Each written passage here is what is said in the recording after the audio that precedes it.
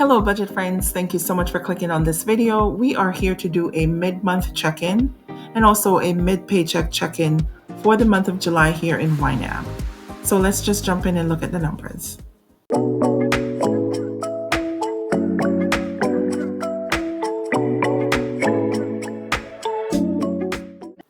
All right, you guys, welcome back to the channel. If you're new here, welcome. My name is Melissa. Let's just talk about what's going on in YNAB. I need to stay on top of it, and I said, why not take you guys along for the ride with me? So you could see that there is $400 in the ready to assign section. No, it's not payday. This is just reimbursement money that I got from hubby because I did run some errands for him. They left today for Jamaica, you guys. They are in Jamaica right now. They landed around noon today, and they are having a good old time while I'm here by myself recording videos on YouTube so you guys can see. Right? So he did have me run some errands because while he was at work and I was out and about with the kids trying to get everything ready for them to go on this trip, they're going to be going for a longer time than they did when they went to Florida. So there's a lot more that went into the planning. He had me pick up some stuff for him, and let me tell you right now, I did sneak some things in there for myself and the kids. He just was like, how much money did you spend? I was like, I spent $400. You need to send me $400 for all the stuff that I bought you. He didn't ask any questions. He sent $400 over. So let's just jump in and look at the overspend categories. So the first up is in the My Babies section, which is the babysitter. And yes, don't say it. I know I did tell you guys that I was not going to be using the babysitter in the month or in the summer, because the kids left the end of June. They came back. I was going to be home with them for a week, and then they leave again to go to Jamaica. But I had a doctor's appointment and hubby had to work. So I do, and I have mentioned before that I do have a few different conditions that my doctors are monitoring. So the first one, I'm going to let you guys in on this one. I am a cardiac patient. I'm kind of in heart failure, and now I'm getting all choked up trying to say it. I did discover this condition in 2020, the end of 2020. So I had my little one, my last one, in June of 2020. And I think it was around September, October, I started feeling a little bit of sensation in my chest. I went to my primary care doctor, who I have now changed because he was a kook and he didn't catch it, really. He thought I was crazy when I was explaining to him that something is going on because I know my body. And, you do have to pay attention to the signals. Ultimately, I saw a cardiologist and found out I was in heart failure. I am being treated, I'm being medicated, which is why you guys see me and, getting the medications and all the doctor's appointments. So there's a lot of things. And once you hit 40, right? They say that once you hit 40, things start to go downhill. And I find that to be true. I always thought it was kind of crazy, but I do find that to be true now because things that didn't happen to me before when I was in my 30s and in my 20s, I do feel it now that I'm in my 40s. So I did find out that I was in heart failure. My cardiologist has been monitoring me now for going on, this will be year 4. Well, technically year 3, because I was diagnosed in 2021, officially in 2021. So I do have to go and see my cardiologist. I was seeing him every 3 months, but since I'm not declining, I'm not really improving, but I'm not declining.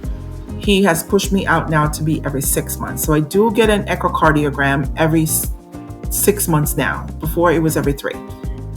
So I did have that appointment set up way before I knew the kids were going to go on vacation for the summer, and I didn't want to change it. So the day that I had to go get my echo done, I did bring the kids to the babysitter. They were only there for like 3 hours. So I paid her $40 for both of them.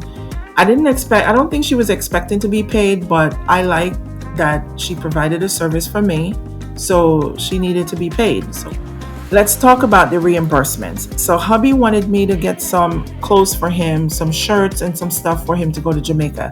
This came out of his personal budget, you guys. This has nothing to do with our household budget or anything to do with my personal budget. So I ended up spending $334.65. And like I said, there were some things in there for me and there was things in there for the kids, but he's none the wiser and he didn't ask any questions. I did buy myself some bras, because I did buy some things for him from TJ Maxx, Walmart, back at TJ Maxx, and Marshalls. So this Marshall order for $127.07, I actually bought some stuff back in the amount of $59.88. Now, the reason why I'm leaving this $127.07 was I did the return today, the 12th. I'm recording this video on Friday, July 12th. I did the return on the 12th. So the money has not hit my account yet. And I use my debit card, you guys, not a credit card. I use my debit card because ultimately I'm trying to wean myself off of using credit cards. And I know I was doing this whole thing of using a bill to satisfy the monthly payment. I'm going to try to pull myself away from that. Unless it's a dire emergency, it will be going on my debit card or it will be cash. So there's going to be $59.88 coming back into my account as a refund from Marshalls. So what I'm going to do, I'm going to take out, let's do it over here. I'm going to take out 334.65. I'm doing the math here in YNAB minus $59.88. That's going to be the amount that's coming back. So I'm assigning $274.77 to the reimbursement category, and the $59.88 is what's going to be left over when the refund come in. It's going to zero this out. Unexpected spending. So this is for Wi-Fi service on the plane. They're flying Spirit Air, and Spirit does not provide you with anything. But they were the cheapest flight we could find to Jamaica, and that's what we booked. Let's go ahead and cover that with ready to assign. I spent $78.45 buying them 2 new pairs of Crocs. This was at Famous Footwear on July 10th. I bought them each a pair of new Crocs because the ones that they had since last year are now a little bit small. So they're going to Jamaica to run around in the dirt and the sand and the water, whatever it is. They needed new Crocs just so they don't ruin their sneakers while they're there. So $78.45. It was actually more for the Crocs, but I had a $15 reward on my account and I utilized that. So $78.45 is what we're going to take out of the ready to assign. And whatever is left out of this much, I'm going to put that onto the babysitter. So that's $40 to the babysitter. So now we need to fix this $35.19. I'm actually going to go the other way. I don't want it to do that. Let's put this to the babysitter. Take that out of all things kids. Good. All right, so now we're cooking. We have car fuel. So you guys, what I did not know was going to happen. I did not see this. I did not foresee this at all. I did not budget for it. My car fuel budget for the month of July was $250. I was like, the kids are going to be gone. The $250 should get me through with my Instacart orders. Wrong. I did not factor in that I would have to take hubby to the airport and pick him up alongside doing the Instacart orders. When he went to go pick the kids up from their trip for Florida, he flew down and he spent a day with his parents and came back the next day. So I dropped him off at the airport in the morning. So that was a trip to the airport. And mind you, we're 2.5 hours away from JFK.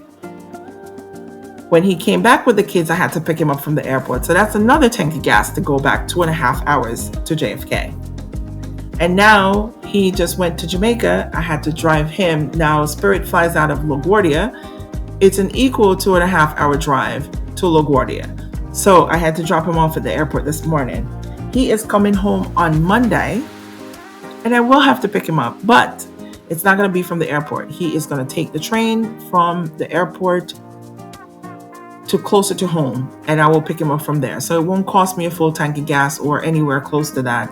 $331.12. This is not what I planned on at all, but it is what it is. I didn't even stop to think that I would need this much gas.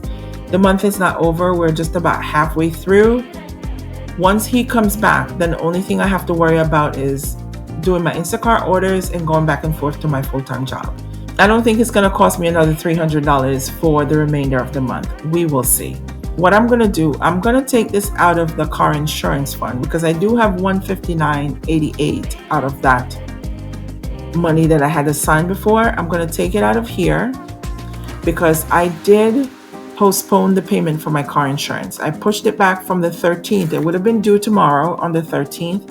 I pushed it back to be the 22nd because I am trying my best. I am trying to hustle up because I do want to pay the premium for the 6 months in one fell swoop. I just want to pay it in full and not having to worry about that.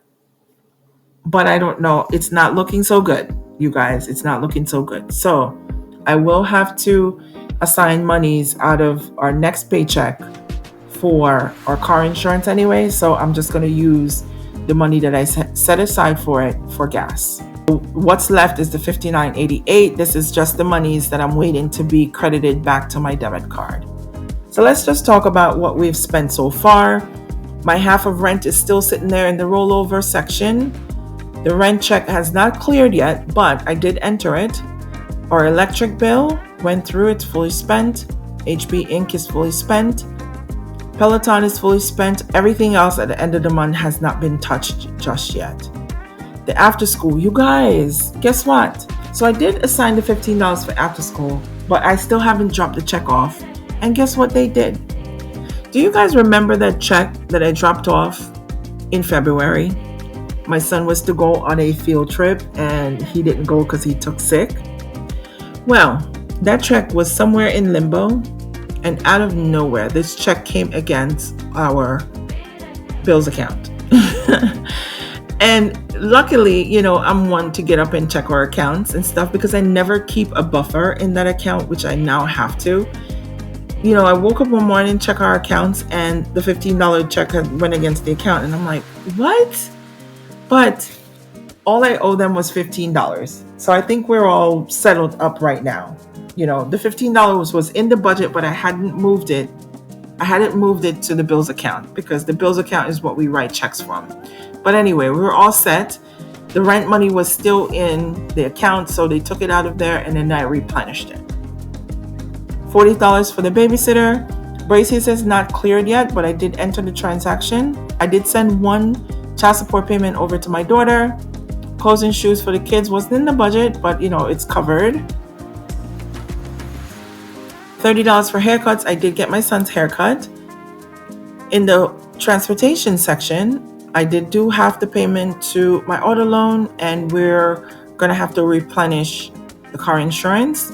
But I did spoke about fuel, maintenance, and repair. So I did spend $30 to get the car inspected. This is our expedition. Parking fees and tolls, nothing. In everyday spending, I spent $30 for copay, $68.83 for eating out, and I still have $1.17 left. Groceries, $286.60. I still have $63.40 left. Given $15. So I did give a little bit more than I had budgeted for. So I only budgeted to do $5 in tip for the babysitter. But one day, you guys, I went to the grocery store and I was with the kids, and this young man came up to me and he spoke no English, and I know a little bit of Spanish. I know enough that I could understand what he was saying, and I could, communicate with him by using like 2-word sentences. But he was selling these little, I guess, plants, house plants, the fake ones, and it was for $10. And he said, he was doing it to help to feed his kids. And I'm like sitting here like, I'm trying to feed my kids, but I, felt the need to give him, and I did buy one of those little plants, and I gave him $10 for it. Next up is household goods. So I spent $37.82. I still have $12.18 left. Medication, I spent $15.84. I still have $9.16 left. Personal spending, I should be able to hide this. I don't know why I had brought it back out, but I should be able to hide this one. Propane, I had to pay propane. It was $161.14. I still have 41 cents left in that category. I'm just going to leave it to roll over unless it's really needed. I did talk about the reimbursements, unexpected spending. I did speak about that also. In the personal section, braids and things, I did spend $15.17 getting gel and stuff to get my little one's hair done to go on her vacation. Personal products, $8.50. In the main focus section, I paid my student loan and half of One Main and half of Lending Club. And credit card payments, I do have to send over these payments now. I have $78.45. This is for me buying my kids Crocs. And Chase was a card that I used to swipe for gas. So I will send that $95 back. The Apple Card was what I used to do the in-flight Wi-Fi for the kids. So I will send that money back to my Apple Card. And everything else is just my true expenses and save up, which is my sinking funds and savings categories. We don't need to talk about those right now. All right, so you guys, that's it. If you have not subscribed to the channel yet, please go ahead and hit that subscribe button, hit the like button, turn on your post notification bell, and chit chat with me in the comments. Until next time, I'll talk to you later. Bye now.